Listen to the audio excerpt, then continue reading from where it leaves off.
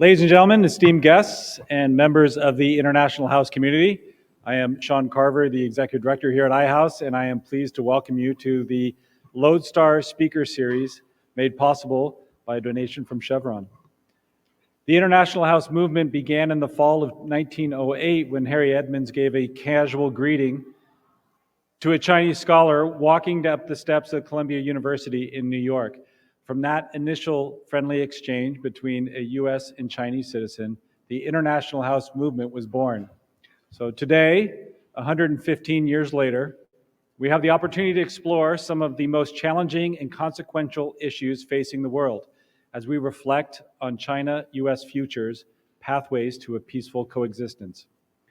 This topic is of special interest to me personally, as beyond the mission implications for iHouse, I spent about a quarter of my life living and working in China, where I met my wife and both of my children were born. I have spent a lot of my own personal and professional life in pursuit of collaborative relationships between the U.S. and China. Before I introduce our distinguished moderator, I'd like to emphasize iHouse's own core values in order to create a diverse community where 615 residents from over 70 different countries across every cross-section of life can thrive and live together. It is essential that we are open to ideas that are different than our own. At iHouse, we provide a platform for open and thoughtful discussions where we cherish the principle of freedom of speech and respectful discourse. We recognize that free speech serves as a cornerstone to the inclusive society that we create. We also acknowledge that the strength of our collective voices lies in our ability to respect one another's viewpoints, even when they differ from our own. We welcome you to our community and ask that you contribute by allowing for the ideas and opinions to be exchanged respectfully and allow for differences to be bridged through constructive dialogue. Also, please take a moment to silence your phones. Now I am delighted to introduce the moderator for today's program, iHouse alumni from 1988 to 1990, Ker Gibbs. Ker is the executive in residence at the University of San Francisco's Center for Business Studies and Innovation in Asia Pacific.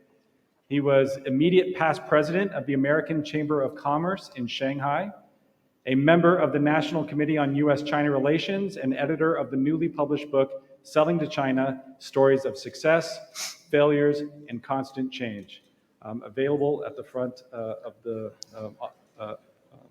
theater, along with all of the books of our other speakers. Ker has worked in various senior roles in high technology, banking, and investments, giving him a broad exposure to U.S.-China relations and in business issues facing American companies operating in Asia. He is a frequent commentator on business environment in China and is an op-ed contributor to Wall Street Journal, South China Morning Post, and other publications. Please join me in welcoming back Ker Gibbs, moderator for today's program.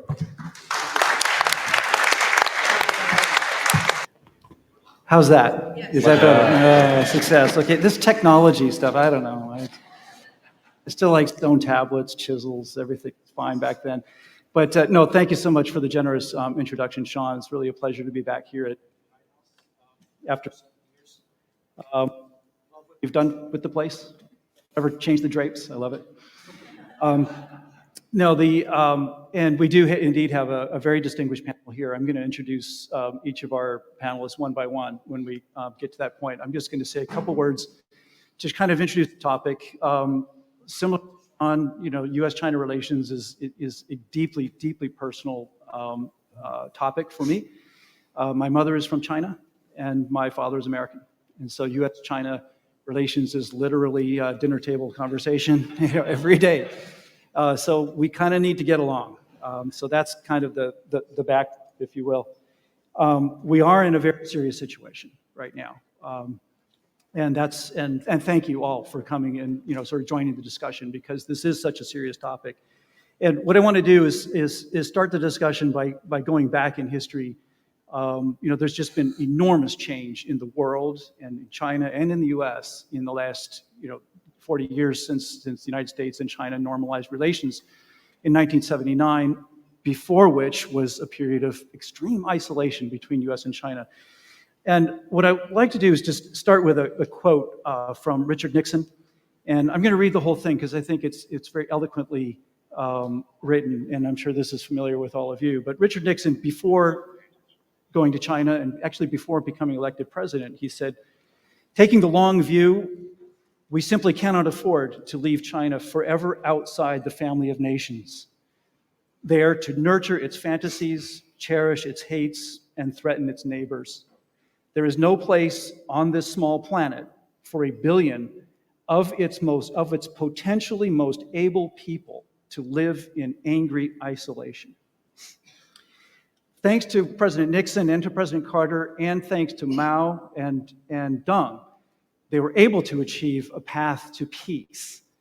And indeed, I think his words were prescient, that the potential of the Chinese people, that once we had that relationship, both nations have flourished as a result of that relationship. So the question is, are we headed back to a period of angry isolation again? And what can we do to head that off and to prevent it? The sad situation now is in Washington, D.C., we have people who view China as an existential threat to the West writ large. And in Beijing, we have people who view that believe that the United States that the main goal of America is actually to contain China, not just in a military sense on issues like Taiwan and the South China Sea, but that the U.S. wants to literally isolate China politically, technologically, and economically. There's a Chinese expression that says, if there's 2 tigers on a mountain, then what do you do? And so that view, if we literally are in a situation where we are 2 tigers on a mountain, this inevitably leads to war. That is the goal that we are trying to avoid. So let me just talk about 2 specific flashpoints where we're at. I mean, obviously Taiwan is a situation where China claims the island as its own territory. The United States, on the other hand, is kind of backed into a corner. We have defense responsibility.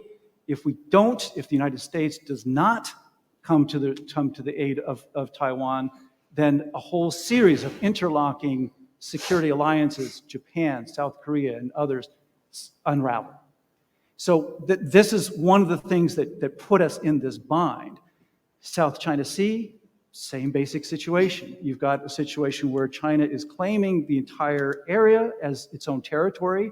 Other countries conflicting claims, but more to the point, the U.S. military is operating in the entire South China Sea as if it's international waters. Are we still on? Yeah. The American military is operating in international waters. Here's the problem, is whether those islands, whether the South China Sea belongs to China or not, China is a trading nation. It fundamentally depends on access to the oceans for its existence. It imports oil, food, minerals, all those things. So you've got a situation there where you've got these 2 flashpoints where the 2 sides just don't agree. And now what we've got is literally the 2 largest navies on Earth are operating in the same waters with literally no agreement about what are the rules for operations. They don't even agree on what the territorial boundaries are. So I don't want to terrify people, but to get your attention, we've got a situation where we've got military ships operating in close proximity with each other that are coming within 150 feet of each other. These are Navy destroyers on both sides that are maneuvering in close proximity with each other. 150 feet, that is the distance from here to there. It's the distance of a swimming pool. That's how big it is. And we've got airplanes that are coming to within 10 feet of each other. So this is a situation that this is what brings us here today to talk about what we can do about these kinds of things. The conversation, obviously, highly relevant right now, because we're just about to start the APEC, where we have the heads of state of 21 nations I promise you, all of those nations are focused on this issue as well. Because if a conflict actually happens between the United States and China, all of those countries are deeply affected. They all have huge trade relationships with both the United States and China.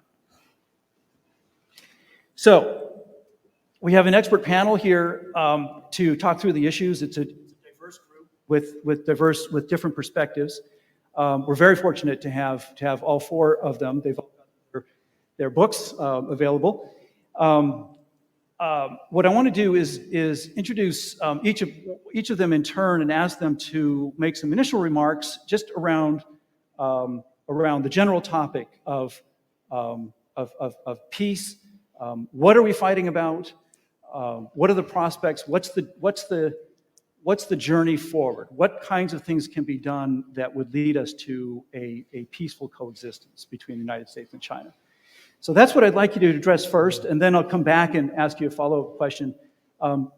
We have people we have some local people, but we also have two that have come from afar. Thank you, Andy. Your turn will come. But Zoe Liu actually came from the furthest away. She came from New York, and so I'm going to give her the honor of going first. I'll just say, Zoe. Zoe is a doctor, is a fellow for China Studies at the Council of Foreign Relations. She has two books out. She's the author of a book called "Can BRICS De-Dollarize the Global Financial System?" And that's actually a topic that's highly relevant to our conversation. This is still kind of fading in and out. And a second book called "Sovereign Funds: How the Communist Party of China Finances Its Global Ambitions." Zoe was actually born in China, but she lives in New York.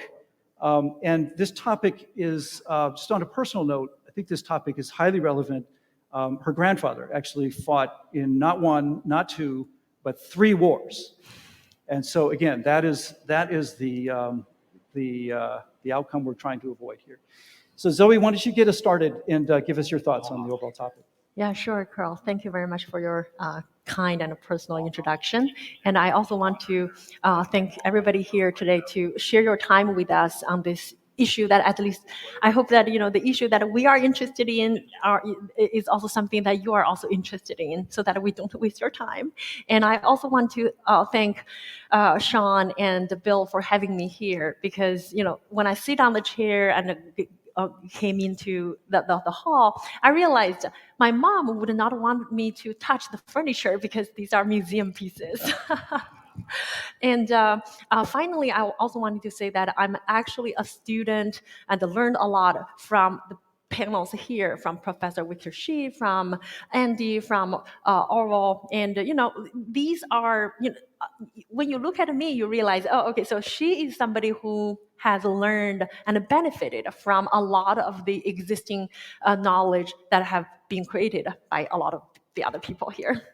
And in terms, it goes back to Sean. It goes back to Carl's question. What are we fighting about? I think the fundamental. I'm a economic finance person, and I can say that. Well, there are. The United States has never been happy about trade deficit with China, and the United States has never been happy with China's market access. And if you talk to people in the Treasury, they would also explain to you that in the United States, we have this process called CFIUS, and it's a panel across different government organizations, and their job is to examine the national security risks of Chinese investment in the United States. And then if you talk to some media person or people in Washington these days, people are going to say, well, we do have this new thing called executive order on outbound investment. The idea is American capital is enabling Chinese in particular, to enable the military capabilities in China. So we have to do something about it. So, I can give you so many different things that simply U.S. and China simply do not see eye to eye to each other. And to just put a final note on this, on this, the Biden administration have been communicating this idea of small yard, high fence. the idea is, oh, there are these three particularly sensitive areas: semiconductor, artificial intelligence, quantum computing. These are the areas we are really concerned, and we do not want our technology to somehow enable or facilitate the technological advancement of the PLA, which end up hurting America's national security. And guess what? From China's perspective, you talk to any Chinese people, not just national security folks or hardcore, Communist Party supporters. You just talk with common people, even on the street. I was in China in this April, and I literally asked people about this. And, I was not surprised to hear Chinese people, both my friends as well as some just cab drivers, they interpret that as America trying to contain China. Now, this brings me to a little bit of, I wanted to put a little bit of a historical perspective here. At least China is not unfamiliar with containment. If you think about it, when the PRC was established back in 1949, the country was established as a rebellion against the American-led Yatta system. It was established under extreme isolation. And during that period of time, actually, history rhymed in this particular case very well. In the 60s and the 70s, China detonated its own atomic bomb and hydrogen bomb. And now what we are trying to do here, we're trying to stop the idea of through export control, through investment screening, trying to slow down China's technological development. Now, I think the net effect of that would actually be increase or raise the cost of President Xi Jinping's commitment to achieve self-sufficiency, but to what extent it can achieve the effect of stop China's technological advancement.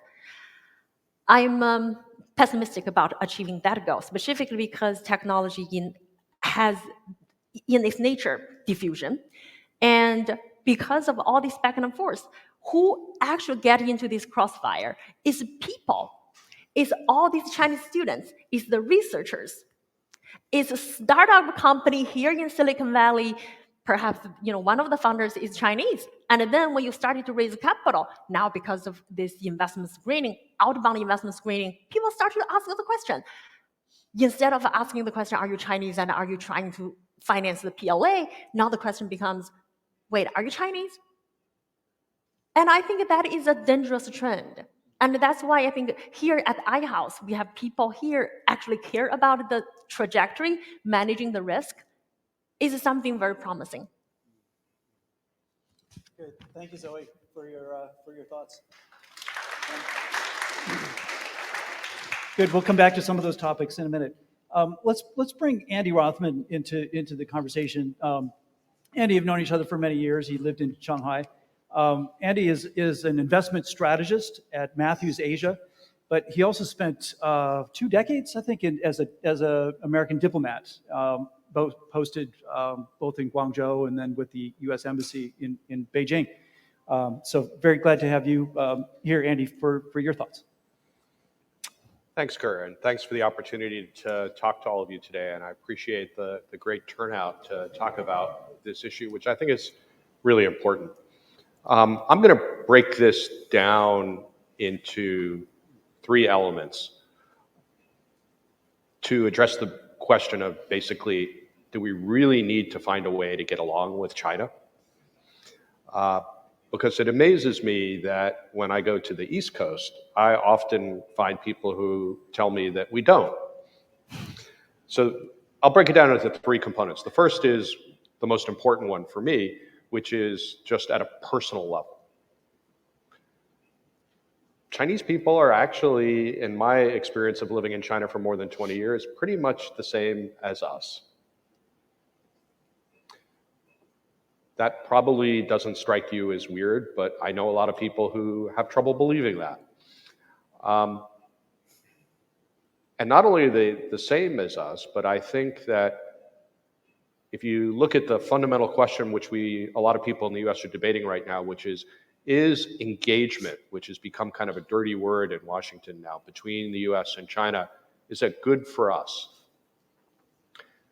I think one of the ways to answer that question is to look at how engagement since 1979 has affected the average Chinese person, not people in the government. When I first went to China as a student in 1980, and this is, we were talking earlier, I'm worried that this kind of opportunity that I had might not be available anymore. I didn't have any interest when I was an undergraduate in New York in China, but I had an economics professor who happened to be from China. And when the US and China reestablished diplomatic relations, he got a grant to take about a dozen students to China for a month. We basically traveled around and met his old classmates. And that just got me hooked. Maybe because that was my first trip out of North America. If I'd gone to Brazil, I probably would have done Brazil for the next 40 years. Because when I got this opportunity, I called my parents and told them I was going to do this. And my mother said, "You don't even like Chinese food." I can tell you, Chinese food in New York back then was... Anyway, it was eye-opening that China had just come out of the Cultural Revolution. Mao had just died a few years ago. The place was a disaster, but the people were amazing and really the same. But it was so backward. I went back to work there 4 years later with the State Department as a diplomat, very junior diplomat. And we lived and had our office in an old Soviet-built hotel, the Dongfang Bingguan. And we had a little hotel room that looked out into a courtyard. And in the middle of the courtyard was an escalator. It was only one track of an escalator. It just went up. And when you got up to the top, you just had to walk down a flight of stairs because there was nothing up there. But on the weekend, they opened it up, and people would be lined up for miles to ride the escalator. This was 1984. I'm telling this story just to illustrate how China, in a relatively short period of time, has gone from an incredibly poor place. Per capita income since that time to now has increased 148 times. Here, during that same period of time, our income has increased 5 times. Now, obviously, we started at a higher position. Engagement has been so good for the average Chinese person that we should be really happy about that. That is a major success for everyone on the planet from a personal perspective. Then the second perspective is economics. Our lives would be completely different today if China had not grown up like that. I mean, think about the technology that runs our life today, or that we use to run our own life today, depending on how you look at it. It would be impossible. I mean, iPhones would probably not exist if it wasn't for highly skilled but low-wage manufacturing and supply chains in China. All the jobs that go along with that, designing it, selling it, servicing it, because as I'm sure you guys know, the vast majority of the profits from the sale of an iPhone don't go to China where they make it. It goes to people here who design and sell and service it. Our life would be completely different. If we cut off these supply chains, our cost of living would skyrocket. Our access to medicine would plummet. If you talk to Dr. Bob Lee, who works with us at the Asia Society, he'll tell you that collaboration with scientists and pharmaceutical companies in China reduces by 7 years the amount of time it takes to get new cancer drugs to market for us. So from a commercial economic perspective, it's highly integrated and really important to our life. The third perspective, this is the realm of the idiots. It's politics. Because if you think about those first two perspectives, who doesn't want this to work? Now, granted, there are challenges. We have a mature, possibly declining superpower here. We're being pushed by a rising superpower. And it's up to our politicians now, including the diplomats that I used to work with, to figure out a way to make this work. And it's not easy. But given the first two things I highlighted, it just amazes me that we have people in Washington who are saying, you know, we just need to determine that China's the enemy and treat them that way. And there's no hope of engagement actually working like it has the last few years because of Xi Jinping, let's say, because he's there now. Well, you know, we've had obstacles before, not just with China, but with other countries. We can't let that, in my view, distract us from this. And the last point I'll make is no one has yet persuaded me in Washington who says China wants to tear down or destroy the international order that the US and the UK built on the rubble of World War II. China got rich and powerful, and the Communist Party is still in power by playing in the rules that we created. Now, are they now trying to shift the rules to be more advantageous to China? For sure. You would expect them to do that. That's why we need to be integrated in those organizations. We need to be participating in them, whether it's the UN or the WTO or the TPP, to push back and not give up and say, let's just slug it out. I'll stop there. Okay. Thank you, Andy. Thanks, Andy. We'll come back to some of those themes. I mean, to your point about the people-to-people exchange, which I think is really a key point here. One of those things that's actually been missing is through COVID, we've really lost that people-to-people exchange. And I think I couldn't agree with you more, in terms of how similar Chinese people are, but much more similar than we are different, put it that way. And I think there's been a lot of discussion at that level about this whole idea of capitalism versus communism. And you go there in the street in Shanghai and... Can I just add that, I moved from Shanghai to Berkeley about 10 years ago. And the People's Republic of Berkeley you're talking about? Well, tell me if this makes sense to you guys, but I often tell people that I believe there are more folks who believe in Marxist-Leninism in my neighborhood than there are in Beijing.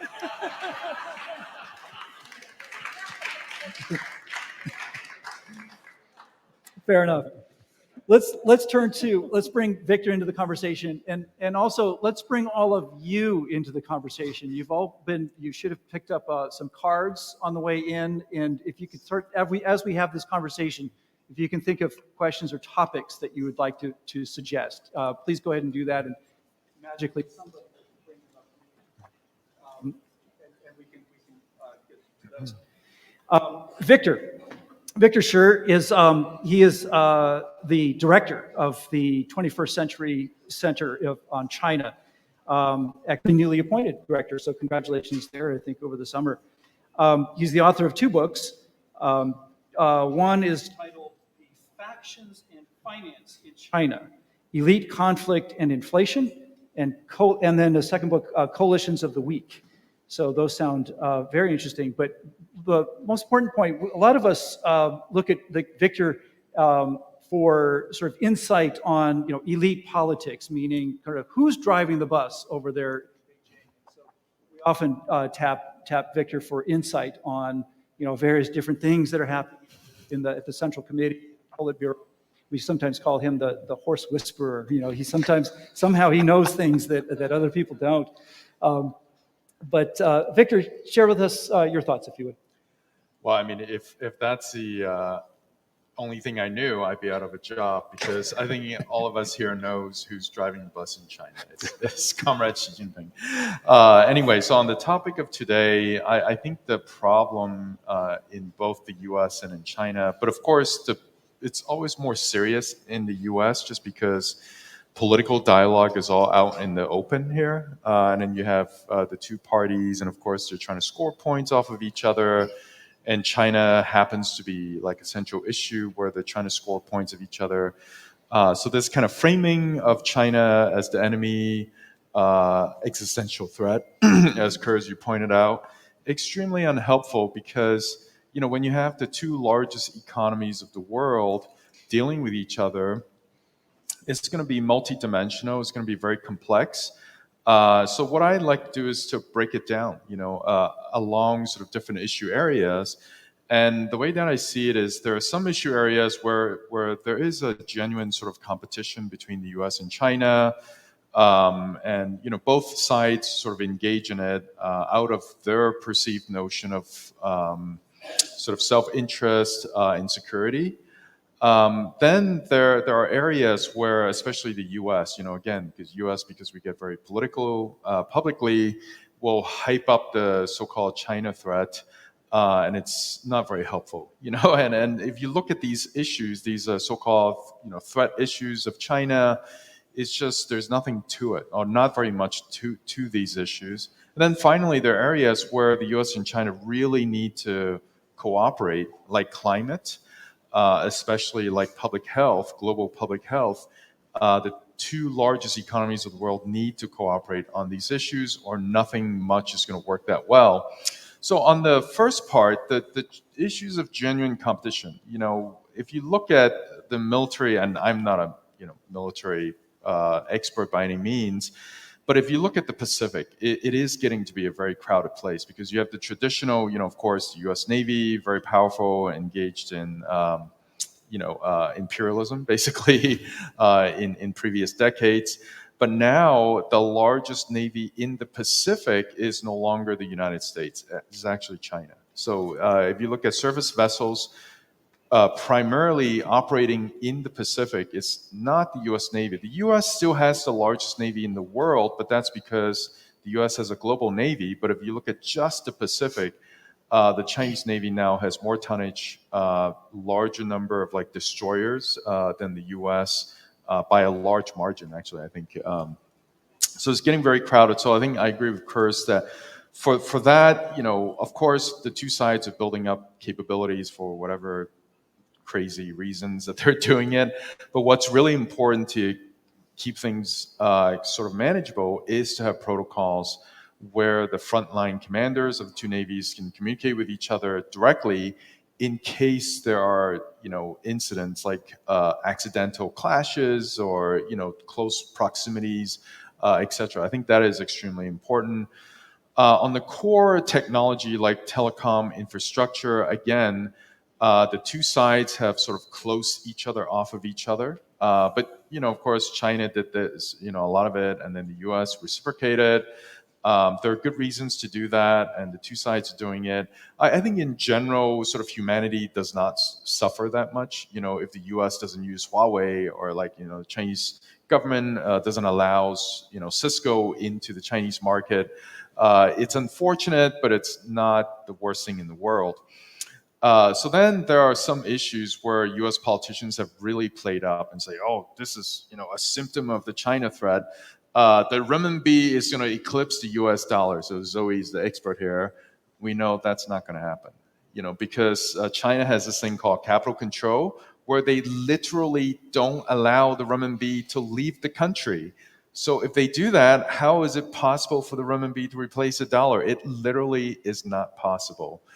So I don't know why people keep on playing it. I was like, oh, this is going to happen next year. And look at all this stuff they're doing. They're training with the Russians and renminbi and all this stuff. Well, go ahead. I mean, Sino-Russian trade is tiny, a fraction of global trade. They can invoice that in renminbi. They can invoice it with Kazakhstan. How big is Kazakhstan? The Berkeley economy is bigger than the economy of Kazakhstan. So go ahead and trade in renminbi. Has no impact.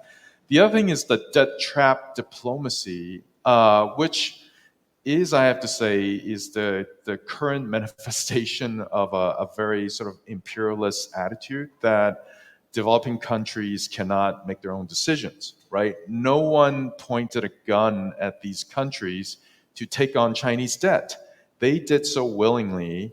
Some of them indeed cannot repay the Chinese government, but actually that's not a problem for the United States or anyone. It's a problem for China. China got into this credit arrangement with developing countries. The developing countries took on the debt willingly, and now some of them cannot repay. How is that a threatening thing to the United States? I don't understand this line of argument, and whoever made it up, I don't know, brilliant or stupid, or I don't really understand. So finally, more optimistically, I think on climate change. So here is the statistics. The cost of solar power declined by 90% in the 10 years prior to 2018. So from 2008 to 2018, dropped by 9%. A little bit of that is from cost efficiency from installation. So that's mainly on the US side, or whoever's installing the solar power. But the vast majority of the cost decrease is because Chinese companies can make solar panels very, very cheaply. Part of that indeed is because of Chinese government subsidies. But think about it. So this is what happened. The Chinese taxpayers who paid taxes to the Chinese government, then the Chinese government uses taxes and also some credit from Chinese banking system, which is savings of the Chinese people, to subsidize solar panel companies in China so that they can sell these panels very cheaply to the rest of the world, so that emission can decrease in the rest of the world, how's that a bad thing, right? You know, I think it's unfortunate for Chinese taxpayers that they have to pay for a global public goods, but for the rest of the world, it's great. You know, it's like, I'm sorry, you know, Chinese taxpayers, you don't make that much money, and you're helping us save the world. We should be celebrating it instead of saying, oh, wow, this is very questionable. You know, we don't know if this is okay and all that kind of stuff. So I find that very silly. Finally, in global public health, COVID, other diseases. I mean, unfortunately for COVID, I think China did not do such a good job sharing data with the rest of the world. But that's an area that needs global cooperation, because there will be more COVIDs down the pipeline, and it will take the might of the two largest industrial economies in the world, the two countries with the brightest scientific minds, among others, to really figure out the future public health challenges that will hit the world. I'll stop here. Yeah, no, I'm glad you do. Thank you. Yeah. Thanks, Victor. I mean, this was so frustrating to us, the business community in Shanghai. I was living in Shanghai when COVID broke out, and you know, everybody had been talking about climate change in areas where the U.S. and China could and should cooperate, and climate change was so obvious. How about a global pandemic? You know, and it was so frustrating to see how quickly cooperation turned to outright animosity between the two nations, where, as Victor pointed out correctly, you know, that there was the data sharing issues, but then on the other side, then there became the name calling issues, you know, from the U.S. side, and it was just agony to be in China to watch that whole thing unfold. So, good. We'll come back to a couple of topics that you brought up, Victor. Appreciate it.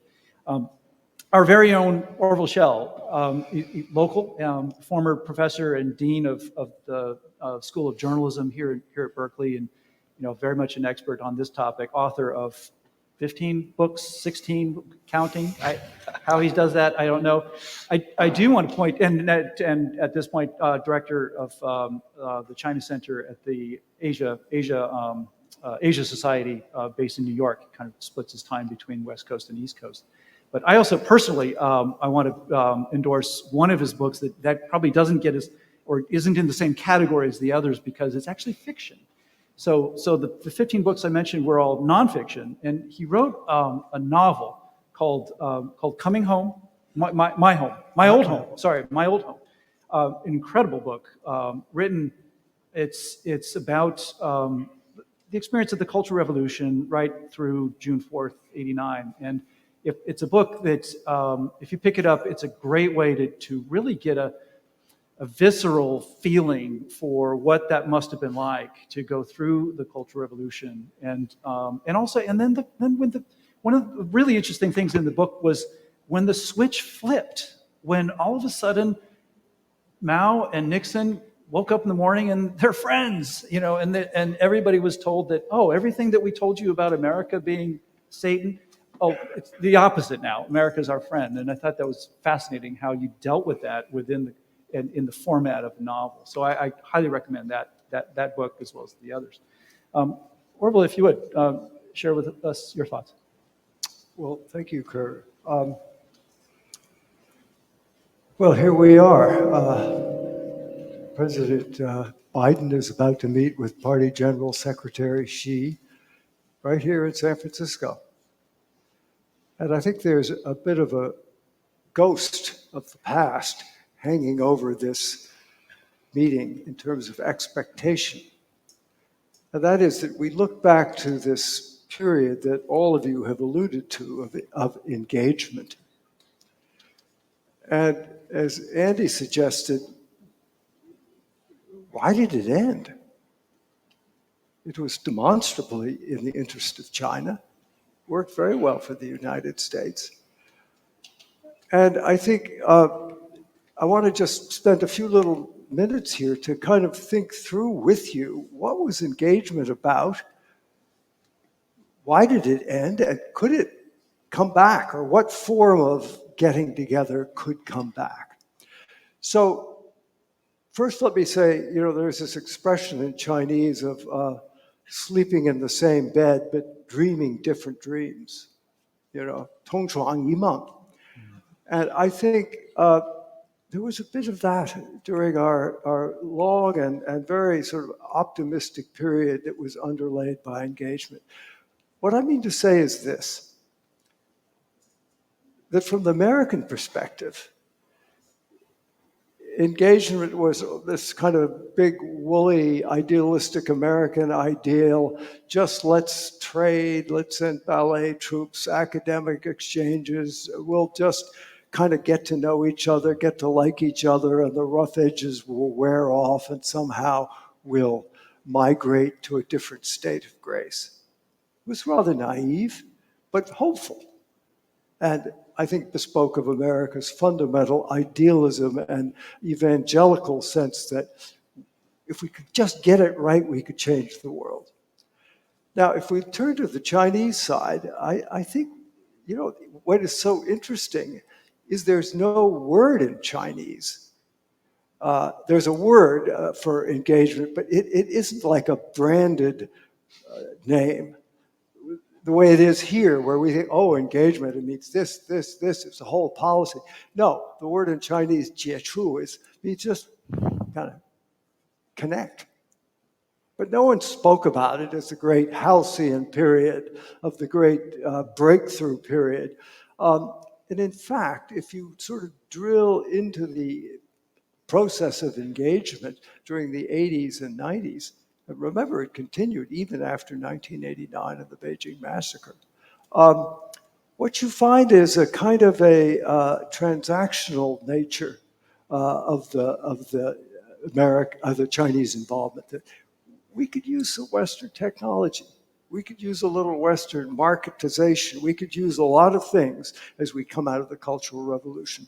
But don't forget that in 1981, just as the reform movement was exploding and this extraordinary decade of the 80s was starting in China, Deng Xiaoping announced what he called the 4 basic principles. Now, most people were just bored to death by these kinds of 4 thises, the 3 that's, and how slogans go in China. But they meant something, and that was, doesn't matter how much we reform and open, the Communist Party is at the center. And don't forget it.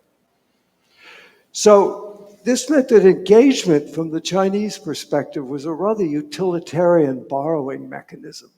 It harkened back to the Qing dynasty, where they had another slogan, which was, use Western things for practical use, but keep the basic Eastern things for the for the overall value system and the bigger scheme of things. And so I think there was a great ambiguity about engagement in the Communist Party, because they knew that if you kept engaging too much and had too much reform, they could see where it was going. And then when Gorbachev tried it and the Soviet Union collapsed, the empire crumbled, they saw it with utter clarity. And this is, I think, the seedbed out of which Xi Jinping's leadership comes. And this is what we're dealing with now, is a kind of a very circumspect attitude that reform, yes, they had a big reform movement, and engagement and all of these things is all well and good to a point. But it could lead to the end of the one-party state in China. And look at what happened in Russia. And Xi Jinping has said that. He said, Soviet Union collapsed because no one was brave enough to stand up and save it. So I want to mention this only to say that it's not that I don't think engagement was a good idea, but I want to remind you all that it wasn't a treaty. We didn't all agree on the same inner mechanics of what was happening. And as Xi beats Biden, we have to ask ourselves, is this still viable, this kind of formulation? And I would say categorically, not to Xi Jinping. So what is the new formulation? How can we get along? I mean, we've all expressed a great, deep nostalgia for that era. And that is the question of questions, which we might ruminate on a bit more. I think at very least, what we should do is try to avoid conflict. But I have to say, I'm not particularly optimistic about us being able to find a new and a successful way of getting along as we had in the 80s and 90s. And the reason why I'm less than optimistic is because behind all of these efforts, all of these hopes, dreams of getting along, hugging it out, is this, they're two very different political systems. Chinese always say, well, we need greater understanding, mutual understanding. I wonder, because it seems to me that there is a possibility that the more we understand each other's system, the less we're going to like it. And that's a frightening thought. It throws a big wrench into any efforts to try to find a new accommodation, a new balance point where we can't get along. Thank you, Orville.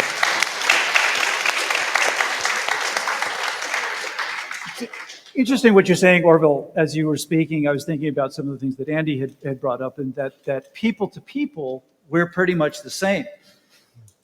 But that's not the point. It's government to government, because countries' international relations doesn't actually, people to people is important, right, but diplomatic relations are gov to gov. And we do have extremely different systems.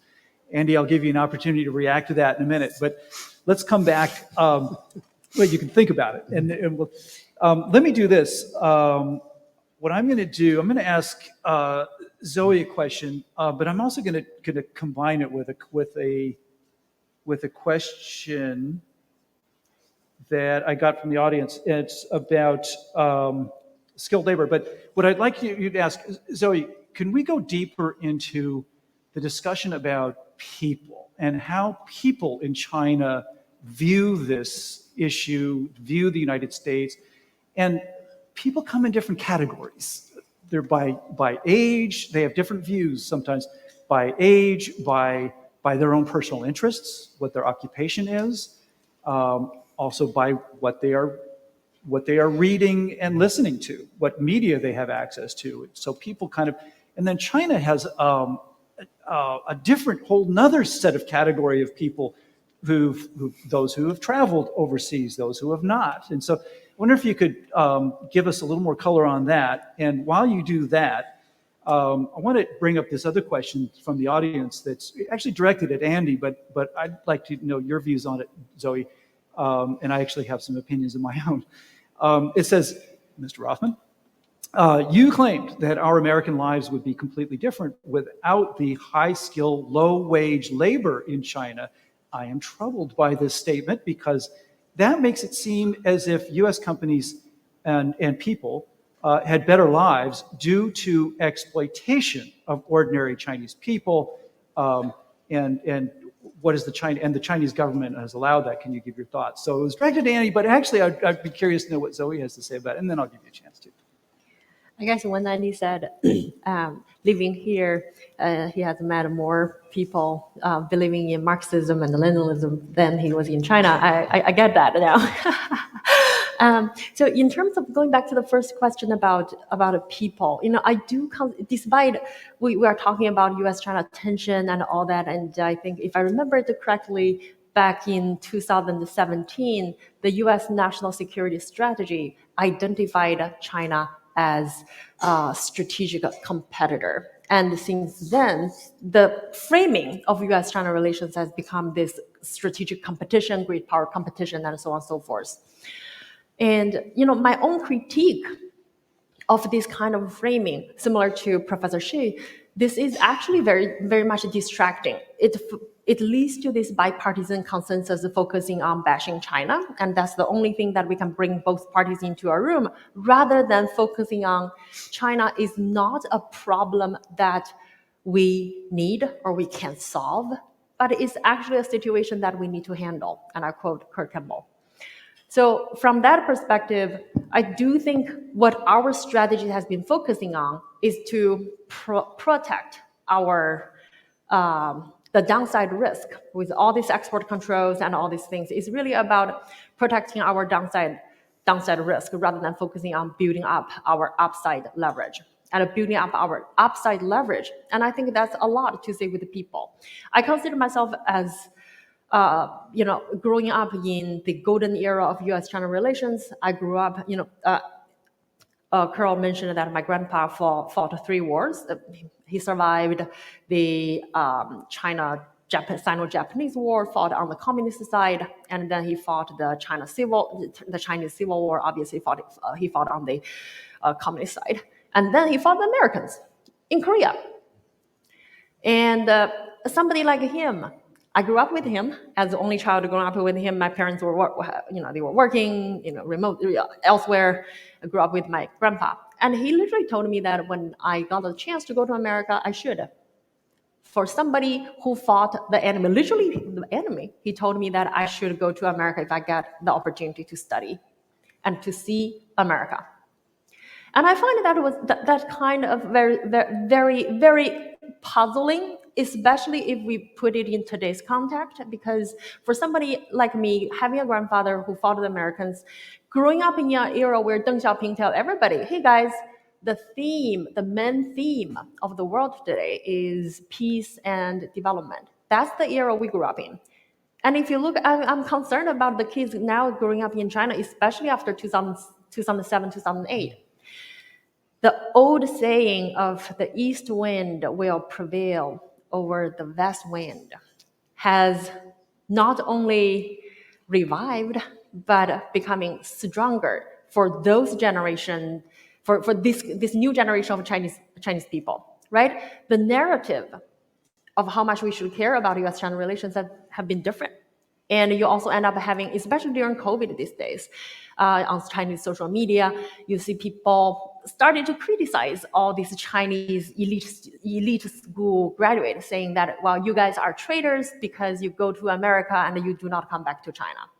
So from that perspective, relating that to the high-skilled labor perspective, I do think China the rise of the Chinese economy benefited from its demographic premium, and in particular, is a highly trained, skilled, educated, but relatively low-cost labor, right? But that's also because, when you think about the labor in terms of like simple Econ 101, the supply and demand, if you have more supply than demand, then, the price is lower. And in the early days of reform and open up, it was like that. And on top of that, Chinese people, 1.4 billion of Chinese people, to quote President Nixon, it's most likely to be the most capable to realize their deep potential. Now you have 1.4 billion Chinese people who are not only willing to work, they are willing to work extra hours, they are willing to work several jobs. Now you realize, so it's not that, to quote Professor Shih, it's not that American imperialists is putting a gun of Chinese laborers, but actually for a long period of time, Chinese laborers prefer to work for multinationals, not only because of better pay, not only because of better training, corporate environment, but also because it's a prestige. It's a badge of honor. But I'm afraid that this trend has reversed because not just economic malaise, but also the lack of individual economic security. And people started to say, you have you hear this in the news that very often these days, people with graduate or even PhD programs in atomic science, they ended up working for a local government, like a very low-level civil servant. So from that perspective, I really do not think the labor market dynamic is speaking well, both for U.S.-China relations or for the Chinese economy going forward. Lying flat become the prevailing sentiment. So how are you going to, if 1.4 billion Chinese people, knowing that actually by 2040, there will be more Chinese people above the years of 60, which is the legal retirement age right now, than the entire U.S. population. By 2040, the Chinese retirement age, like about 60 and above, would be 402 million. And that year, the U.S. population would be 390-something million. In other words, demographics does not speak well for China either. And this is exactly why we need, depending upon how we define engagement, I know I will learn every time, reading Professor Orwell's book or hearing his talk, I learn something new. And now I realize, yes, he's right. There is not necessarily a counterpart in terms of how China talks about engagement, but at least keeping people-to-people's relationship, at least restore the language exchange. How about bringing back the Fulbright exchange programs? Mm-hmm. I think these are the kind of things that people want. Great, thanks for that, Zoe. Thanks. Yeah, thanks. Really good. No, I think you answered the question perfectly. In terms of the exploitation of labor, I would strongly agree. I've lived in China for more than 20 years. I've never heard people complain about that. They really see that as an opportunity for growth. I want to ask. I'm just really curious. Zoe said something that I'm just curious what the audience's reaction was to it. I can tell from reading through these questions that we actually have a very sophisticated audience here. These are fairly complicated questions that really get to the core of it. So this might not be as surprising to you as it would to the general public. But she mentioned that the United States fought a war, that China fought a war against America in Korea. I'm just curious. Show of hands. How many people does that surprise you? Because you thought that the Korean War was against Koreans. Did that surprise you? Yeah, so it's surprising, right? I mean, do you know, like all my friends in America, they say, oh, the Korean War, we saw MASH, right? The Korean War was between Koreans. Well, in China, they actually don't call the Korean War the Korean War. You know what they call it? They call it 抗美援朝. It means anti-American war to help the Korean people. So just perspective. We have a complicated history here with China for sure, and there's reason for a lot of these sensitivities. Andy, let's come back to you. You have every right. The question was directed to you, so you have every right to chime in on it. But I would let's turn back to the economy and get your thoughts, because you just spent a fair bit of time in China and got a sense for what's going on the economic front. And also, I want to try to stir up a little bit of trouble here on the stage and create a little contention here. I'm going to quote from Zoe. So Zoe, and I want to get your reaction to it, Andy, if you will. So Dr. Liu just co-authored a piece in Foreign Affairs, and it's called "Who Killed the Chinese Economy?" And I pulled a quote, and you'll correct me if I've got this quote wrong, but I think it's right. Well before the pandemic, Xi's aggressive promotion of military-civil fusion strategy prompted U.S. leaders to enhance investment screening and export controls. These Western restrictions have raised the cost of his drive for technological supremacy, requiring the state to commandeer additional national resources.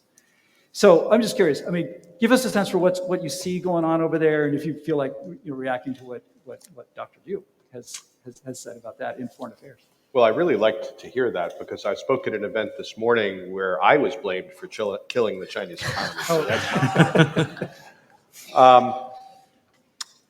I think the Chinese economy got whacked on the head quite a bit over the last few years, but is starting to recover from its concussion.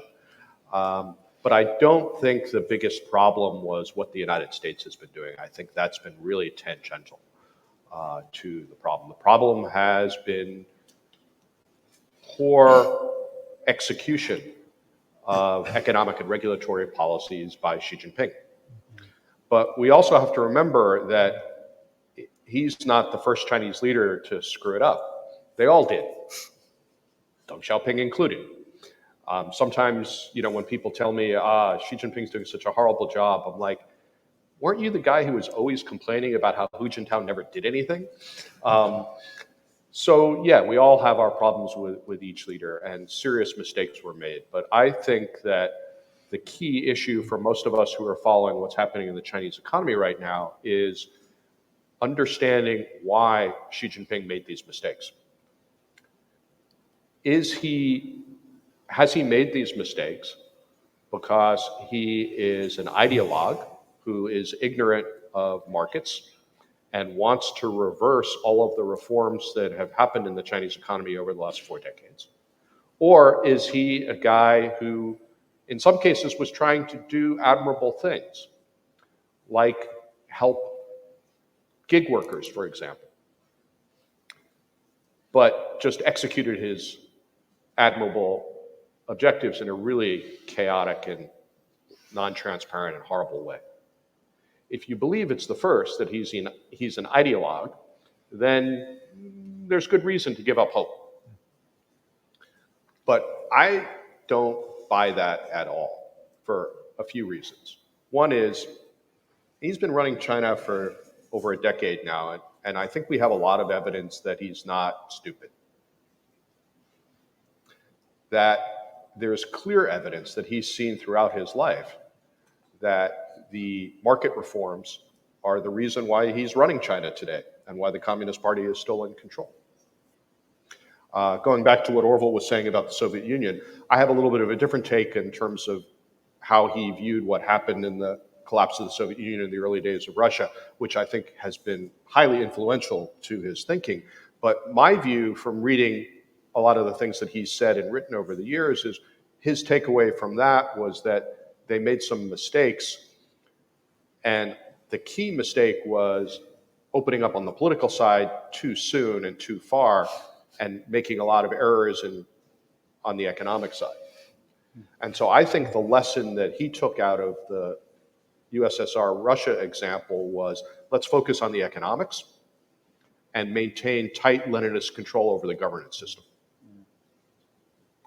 And this is basically, I think, what Deng Xiaoping was advocating for in the early 90s after Tiananmen. Because one of the problems that he's continually making, one of the mistakes he's continually making, I think, is if you listen to his speeches, and I don't recommend this, he sounds like he's running an economy that is socialist, that it's like the USSR in the old days where almost everyone worked for the state, except he's actually running an economy where 90% of employment is in small entrepreneurial private companies. All the new job creation is from those companies. All the innovation, all the wealth creation, all the strength of China is from those countries. But his rhetoric is like out of the 60s and 70s sometimes. So what I would advocate is patience.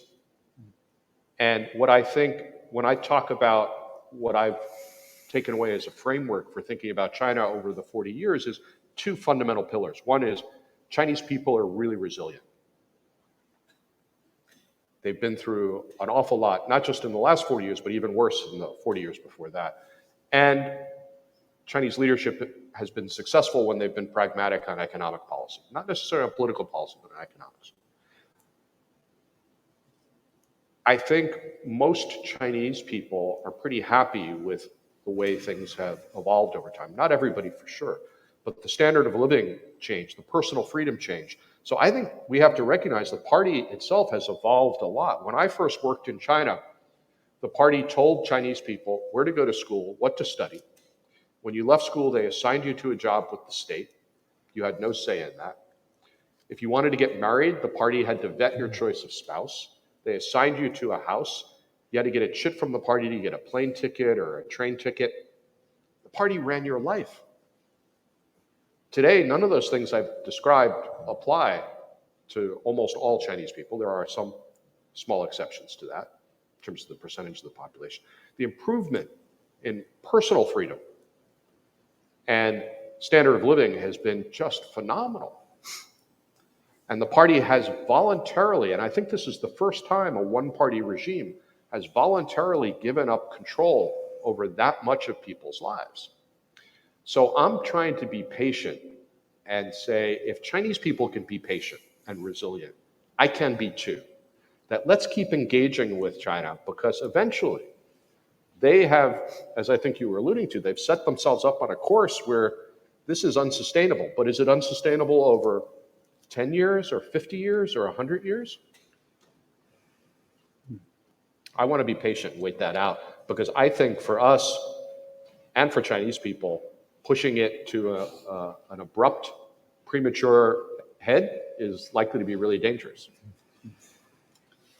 Thanks, Andy. I'm just looking through the questions here, and you actually just answered one of the questions I was going to bring up, but I'll give you an opportunity to comment if you want, but I'm going to shift it to Victor. The question, I'll just read it out real quick. He says, you said that Shih is there now. We should look at this as a bump in the road, but he has established himself as a leader for life. How long will we be feeling the bump? So this is a question that came from you all. Thanks for that. And Andy could comment if you'd like, but Victor, I wonder if you could tell us about some of the personnel shifts that we've seen in Beijing of late, and I'm referring to the disappearance of two ministerial level people, Li Shangfu and Qin Gang. This would be the equivalent of cabinet secretary people, just disappearing and being taken into custody. I wonder if you could comment on that, and also comment on what should we be looking for. You mentioned that no mystery about who's driving the bus, but who's on the bus and who's around, who else is there that we should be thinking about, and is there any cause for optimism about some of the people that are kind of the rising stars, the Han Zheng or the or Li Feng or people like this? Well, I think we saw the upside of the current system of a lot of power being concentrated in the hands of one person, which is in 2020, 2021. China reacted to COVID very decisively, at least internally. China's not cooperating with global authorities. I think that still stands, but certainly within China, their effort to control COVID was extremely effective. And I think that a lot of it is because of the concentration of authority in the hands of Xi Jinping. And basically all the different parts of the government, including the military. So remember, this was an endeavor which mobilized all the different pieces of the regime, including local governments, the state council, large SOEs, and the military. And because all the power was decisively in the hands of Xi Jinping by that point, all the different pieces obeyed instantly. So remember, the lockdown happened sort of at the end of January in 2020. All the units in the Chinese government obeyed as one and very successfully controlled COVID in 2020 and 2021. So we saw the upside, but I think not just in economics, but also in political science, there's no free lunch, right? So any kind of political system that you have, and that includes democracy, and we're seeing some of the issues of democracy these days in the United States, certainly.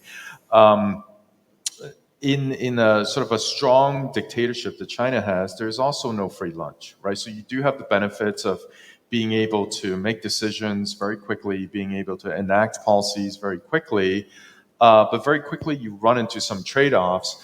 And the trade-off is that, well, he's one person, and China is very complex, as we discussed. Does he have the expertise to make good decisions in every single policy area? I don't think any single person can do it. I mean, this is not a comment about him being smart or not smart or whatever. He could be the smartest person in the world. And, I think politically, certainly there's a lot of evidence that he's extremely smart and astute as a politician.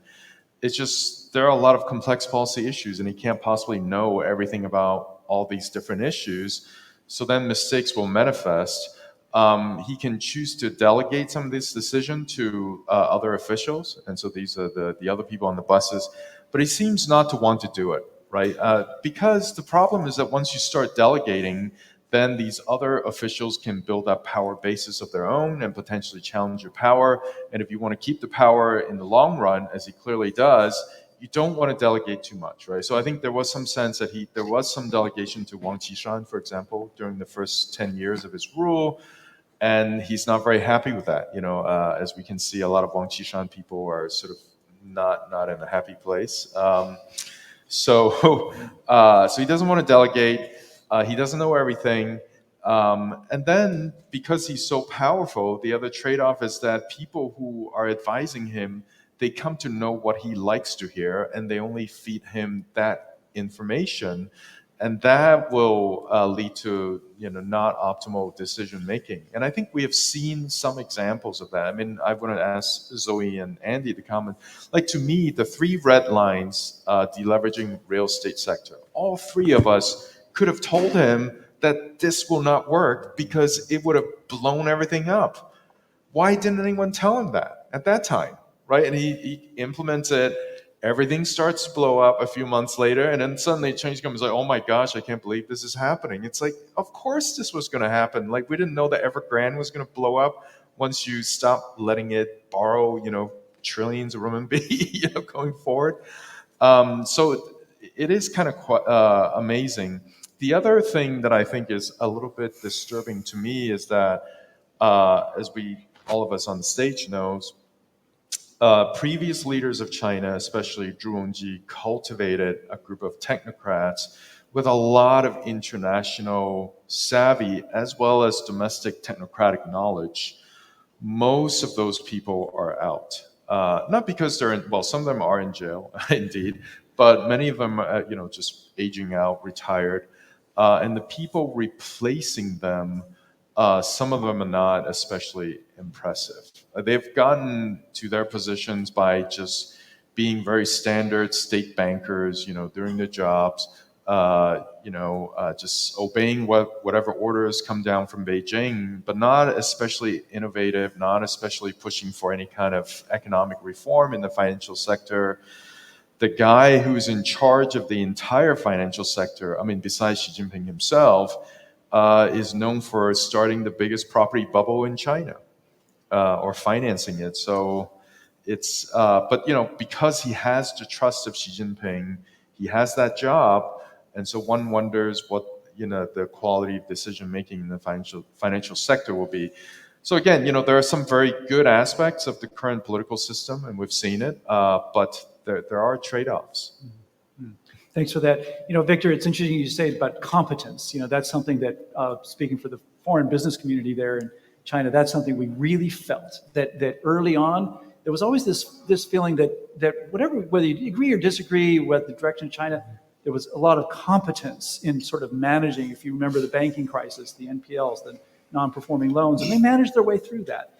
And then really around 2014, 2015, just before the stock market crashed, we really felt like, what's going on? It's like that competence level is something that a lot of people commented on there in the business community. We are quickly running out of time, but there's a couple of topics that are really important that we need to get to. Again, I'm going to combine a question from the audience with my own question for Orville. We want to talk about, this question from the audience is, the West has accused China of IP theft. In your opinion, is the accusation correct? If yes, what can or should China do about it? And it's interesting. It's an interesting question. It's a complicated question because there's a lot of different aspects of IP theft, and I can kind of comment on that as far as what's going on within China. But it is an interesting question. Especially, I was on giving a talk yesterday, actually, on economic forecasting, and the people that I was talking about China and geopolitics, and then the next speakers were actually from the FBI.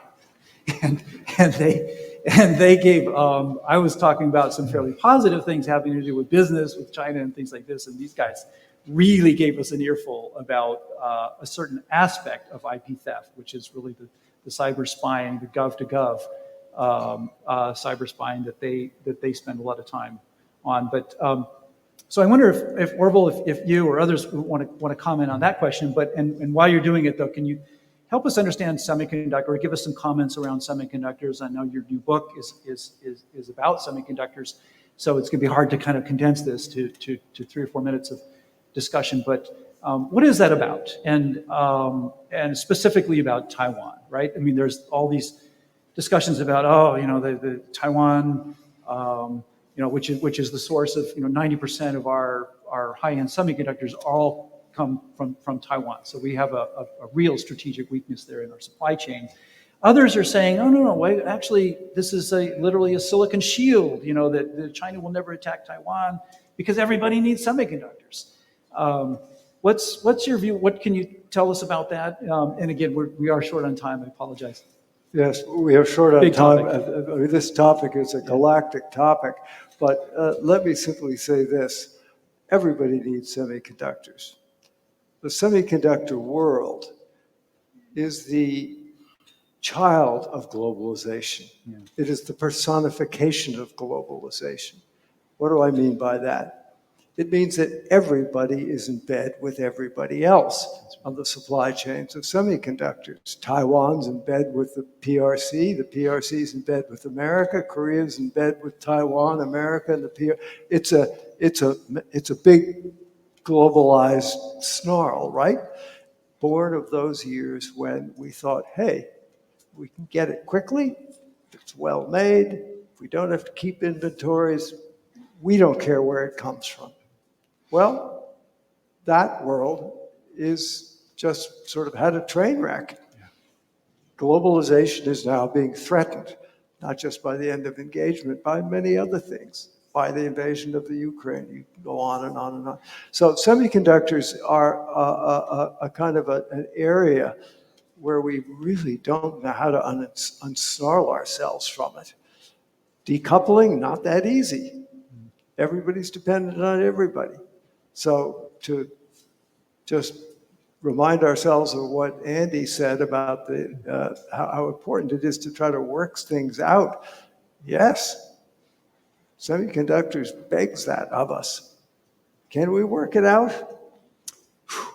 Boy, we wrote a 300-page study on this, and not easy. And I think it's not easy precisely because of some of the things I said before, that in order for it to work out, the US and China would have to be able to resolve some other issues. And what is obstructing us from doing that is a sense of reciprocity, is a sense that we'll each give a little to get a little. We're in a very antagonistic frame of mind about each other. And I have to say, you all have to decide what kind of a society would you like to live in? What are your obligations to your fellow human beings around the world when it comes to who gets locked up for no reason or who doesn't? Do you just say, hey, bring on the semiconductors? Not our job. All of these questions are now at play, and we just do not have answers for them.